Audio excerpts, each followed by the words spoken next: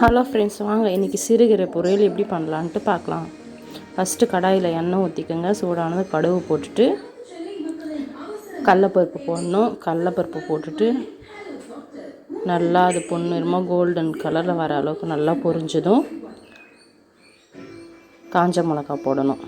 வரமிளகா உங்கள் காரத்துக்கு ஏற்ப வரமிளகாயை சேர்த்துட்டு பூண்டு நல்லா தட்டி போட்டுக்குங்க. அப்போ தான் நல்லா வாசனையாக நல்லாயிருக்கும். முழுசாக போட்டிங்கன்னா நச்சுன்னு இருக்கும், சாப்பிட முடியாது. வாசனை இருக்காது, டேஸ்ட் வேறு மாதிரி இருக்கும்.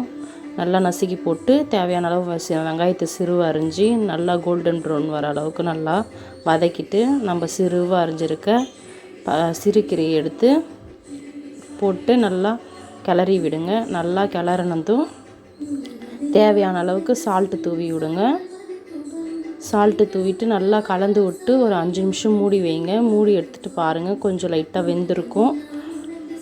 நல்லா இந்த மாதிரி சுருளாக ஆகிருக்கும். இதுக்கப்புறம் தேங்காவை நம்ம துருவி போட்டு நல்லா கிளறி விட்டு 2 செகண்ட்ஸ் to 5 செகண்ட்ஸ் வச்சுட்டு அப்புறம் எடுத்து பார்த்தா இந்த மாதிரி டேஸ்ட்டான சிறுகீரை பொரியல் ரெடி. இந்த மாதிரி செஞ்சு பார்த்துட்டு எப்படி இருந்துச்சு நீங்களும் சொல்லுங்கள் ஃப்ரெண்ட்ஸ். தேங்க்யூ.